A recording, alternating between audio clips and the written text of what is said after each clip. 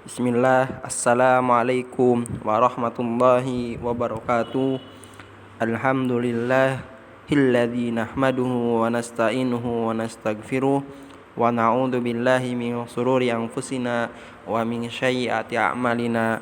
May yahdihillahu fala mudhillalah wa may yudlil fala hadiyalah. Asyhadu an la ilaha illallah wa asyhadu anna Muhammadan abduhu wa rasuluh. Amma ba'du. Taib anak-anakku yang Bapak cintai karena Allah, yang pertama-tama mari kita memuji Allah Subhanahu wa taala yang telah memberikan beribu-ribu macam nikmat kepada kita, termasuk nikmat iman, nikmat Islam dan nikmat kesehatan. Sehingga pada hari ini kita bisa mengikuti pembelajaran, kalian bisa belajar walaupun dalam keadaan seperti ini, yaitu jaraknya yang sangat jauh, yaitu dengan cara pembelajaran online. Dan tak lupa kita ucapkan salawat serta salam kita kepada suri tauladan kita, yaitu Nabi Muhammad SAW, dan juga kepada keluarganya, para sahabatnya, serta kepada kaum muslimin yang dimanapun berada, ya, sehingga sampai saat ini kita masih mengikuti ajarannya. Nah, sekarang ya, Bapak akan menyapa, ya, bagaimana kabar kalian? Semoga semuanya dalam keadaan sehat walafiat, sehingga kalian pada hari ini bisa mengikuti pelajaran Bapak, yaitu kita akan belajar fikih ibadah di kelas 3.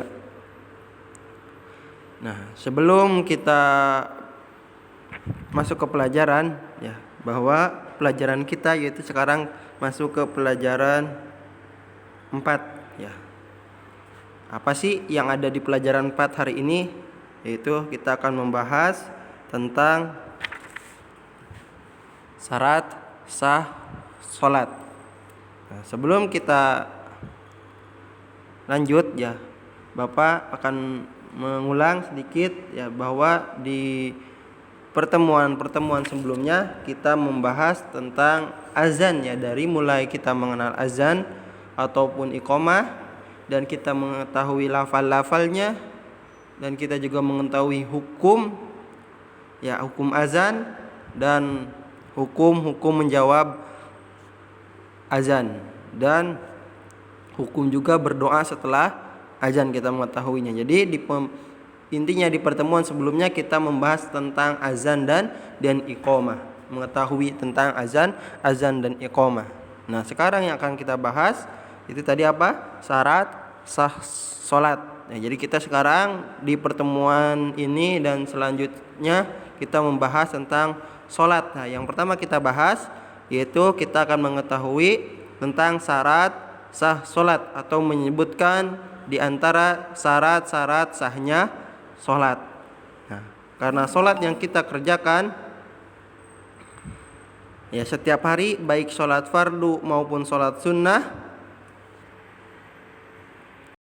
ya, tadi apa? Baik salat fardu maupun salat sunnah harus sesuai dengan syariat. Ya, salah satunya apa? Harus memenuhi syarat sah salat. Jadi kalau syarat sah salatnya tidak terpenuhi, maka salatnya tidak sah, ya. Nah, apa sih syarat sah salat itu? Ada yang tahu? Nah, ini dia, ya. Syarat sah salat ialah hal-hal yang harus dipenuhi sebelum mengerjakan salat. Nah, itu yang dimaksud dengan syarat sah salat. Jadi hal-hal yang harus dipenuhi sebelum mengerjakan salat. Dan jika salah satu saja tidak terpenuhi, maka salat kita menjadi tidak sah. Tuh maksudnya, ya. Jadi yang dimaksud dengan syarat sah salat, Bapak ulang, itu hal-hal yang harus dipenuhi sebelum mengerjakan salat. Apabila syaratnya terpenuhi, maka sholatnya sah. Apabila tidak, maka sholatnya menjadi batal. Nah, apa saja sih yang termasuk ke dalam syarat sah sholat? Ya, mari kita ketahui.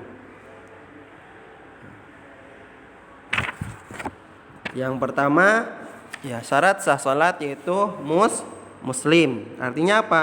Yaitu orangnya beragama Islam. Berarti orang yang tidak beragama Islam apabila dia mengerjakan sholat, maka sholatnya tidak sah. Ya, jadi syarat yang pertama muslim. Yang kedua apa? Berakal. Apa sih berakal itu? Yaitu sehat akalnya, tidak sedang gila. Berarti kalau ada orang gila mengerjakan sholat, dia tidak sah sholatnya. Maksud dari berakal itu ya akalnya sehat, ya, tidak gila. Selanjutnya yang ketiga balig, ya, atau mumayyiz. Ya, Bapak lupa tambahkan apa sih balig itu? Yaitu sudah dapat membedakan mana yang benar dan mana yang salah. Berarti tidak sah salat yang dikerjakan oleh anak bayi. Ya, seperti itu balig. Selanjutnya yang termasuk ke dalam syarat sah salat yaitu bebas dari hadas. Apa bebas dari hadas? Itu salat hanya sah setelah kita berwudu atau tayamum. Jadi kalau orang yang sholat dia tidak berwudu atau tayamum, maka sholatnya batal atau tidak sah. Jadi syarat yang keempat yaitu bebas dari hadas. Nah, yaitu kita salat hanya sah ketika kita sudah berwudu atau tayamum. Selanjutnya yang kelima yaitu suci dari najis. Nah, jadi apa saja yang harus suci? Ya, badan kita, pakaian kita, dan tempat sholat harus suci dari najis. Ya, ingat ada 3: badan, pakaian, dan tempat sholat harus suci dari najis. Ya, beda sama tadi bebas dari hadas. Berarti kalau kita sholatnya ketika sholat kita kentut atau ada keluar angin, maka sholatnya batal. Itu bebas dari hadas. Jadi kita harus wudu kembali. Kalau suci dari najis berarti sebelum sholat badan kita, pakaian kita, dan tempat sholat harus bersih dari najis. Nah, yang keenam menutup aurat. Ya, aurat ya itu bagian tubuh yang harus ditutup, ya, dan tidak boleh terlihat oleh orang lain. Jadi syarat yang keenam yaitu menutup aurat, ya, baik laki-laki maupun perempuan, ya. Ingat, dan aurat laki-laki ya batasannya yaitu dari pusar atau dari perut, ya, yang pusar hingga lutut.